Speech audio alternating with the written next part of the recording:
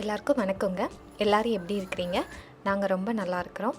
இன்றைக்கி நான் என்னோடய பையனுக்கு ஸ்கூலுக்கு லஞ்ச் பாக்ஸ் என்ன பண்ணி கொடுத்து விட்டேன், அப்புறம் காலையில் சாப்பிட்றதுக்கு என்ன பண்ணேன் அப்படிங்கிறதான் இன்றைக்கி நான் உங்களோட ஷேர் பண்ணுறேன். வாங்க இப்போ நம்ம வீடியோக்குள்ளே போகலாம். ஃபஸ்ட்டு நான் வெஜ் பர்கர் பண்ணுறதுக்கு 2 உருளைக்கிழங்க குக்கரில் வேக வச்சு எடுத்துக்கிட்டேன். அதுக்கப்புறம் பிரெட் கிராம்ஸ்க்கு 4 ப்ரெட்டை மிக்சியில் அடிச்சுட்டு அதை பேனில் போட்டு கொஞ்சம் அந்த ஈரப்பசை போகிற வரை ஒரு 5 மினிட்ஸ் நல்லா ஃப்ரை பண்ணி தனியாக எடுத்து வச்சுக்கிட்டேன். ஃப்ரோசன் பீஸ் கொஞ்சம் ஒரு 1/4 கப் அரை கப் போல் எடுத்துக்கிட்டு அதில் கொஞ்சம் ஹாட் வாட்டர் ஊற்றி தனியாக வச்சுட்டு அது வெந்துடும். அந்த ஹாட் வாட்டரில் உருளைக்கிழங்கு நல்லா விசில் வந்ததுக்கப்புறம் அதை தோலை உரிச்சிட்டு அதை நல்லா அந்த ஃப்ரோசன் பீஸோடு சேர்த்து நல்லா மசிச்சுக்கிட்டேன். அதுக்கப்புறம் அதில் தேவையான அளவு உப்பு, கொஞ்சம் மஞ்சள் பொடி, கொஞ்சம் மல்லிப்பொடி, கொஞ்சம் சீரகப்பொடி, கொஞ்சம் பெப்பர், கொஞ்சம் கரம் மசால் பொடி, காஷ்மீர் ரெட் சில்லி பவுடர், அப்புறம் 2 டேபிள் ஸ்பூன் நம்ம பண்ண பிரெட் கிராம்ஸ் இதெல்லாம் போட்டு நல்லா அந்த மிக்ஸ் பண்ணிக்கிட்டேன். உருளைக்கிழங்கு அந்த ஃப்ரோசன் பீஸோடு நல்லா மிக்ஸ் பண்ணிவிட்டு அதுக்கப்புறமா ஒரு 2 டேபிள் ஸ்பூன் துருவின சீஸ் போட்டு அதையும் நல்லா மிக்ஸ் பண்ணிக்கிட்டேன்.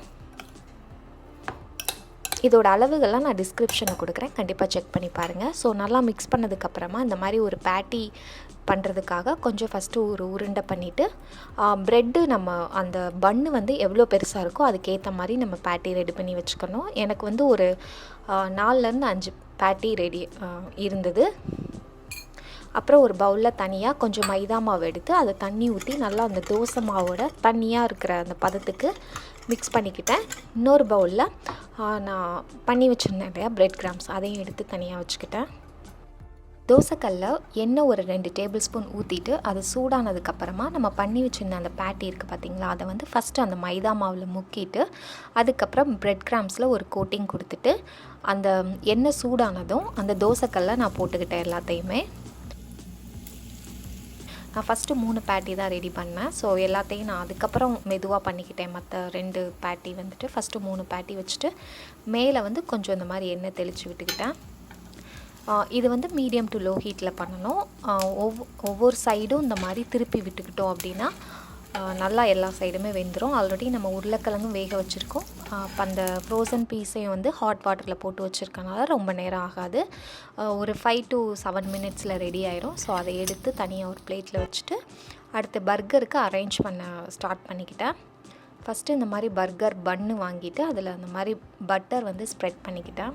அந்த பட்டர் ஸ்ப்ரெட் பண்ணதை இந்த மாதிரி தோசைக்கல்லில் போட்டு 2 சைடுமே நல்லா ப்ரௌன் கலர் வர்ற வரைக்கும் திருப்பி போட்டு எடுத்துக்கிட்டேன். வெஜ் பர்கர் பண்ணுறதுக்கு ரொம்ப நேரம்லாம் ஆகாது. நமக்கு பேட்டி பண்ணுறதுக்கு மட்டும்தான் டைம் ஆகும். மற்றபடி எல்லாமே நம்ம ரெடிமேடாக வாங்கி தான் வைப்போம். ஸோ சீக்கிரமாகவே பண்ணிடலாம். இந்த மாதிரி எல்லா பன்னையும் தோசைக்கல்ல போட்டு எடுத்ததுக்கப்புறமா பர்கருக்கு அரேஞ்ச் பண்ண ஸ்டார்ட் பண்ணிக்கிட்டேன். கீழே ஒரு பன்னு வச்சுட்டு அதில் டொமேட்டோ கெச்சப்பை இந்த மாதிரி சும்மா ஒரு 1/2 டீஸ்பூன் விட்டுட்டு அதை நல்லா ஸ்ப்ரெட் பண்ணிவிட்டு நம்ம பண்ணி வச்சுருக்கிற அந்த வெஜ் பேட்டி அதுக்கு மேலே 1 டீஸ்பூன் மயோனைஸ் அதை நல்லா ஸ்ப்ரெட் பண்ணி விட்டதுக்கப்புறம் பர்கர் சீஸ்னே கடையில் கிடைக்கும் அந்த சீஸ், அதுக்கப்புறம் லெத்யூஸ்க்கு மேலே பார்த்திங்கன்னா எல்லோ மஸ்டர்டு அதையும் ஸ்ப்ரெட் பண்ணி விட்டு திரும்ப கொஞ்சம் மயோனைஸ் வச்சு அதையும் ஸ்ப்ரெட் பண்ணி விட்டுக்கிட்டேன்.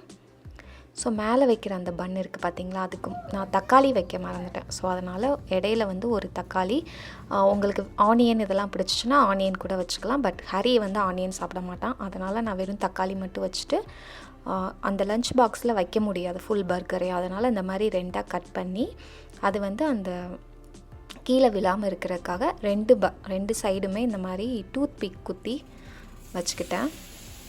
அதுக்கப்புறம் அவனுக்கு பிரேக்ஃபாஸ்ட்டுக்கு பார்த்திங்கன்னா கேரட் தோசை சுட்டு கொடுத்தேன். கேரட் தோசையும் கோகனட் இட்லி பொடி இருக்குது பார்த்திங்களா, அதையும் அவன் சாப்பிட்டு கிளம்புனா.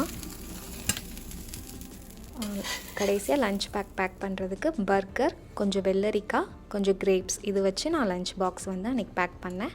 இந்த வீடியோ கண்டிப்பாக பிடிச்சிருக்குன்னு நான் நினைக்கிறேன். இந்த வீடியோ எப்படி இருந்தது அப்படின்னு சொல்லிட்டு எனக்கு கீழே கமெண்ட் பண்ணுங்கள். தேங்க்யூ.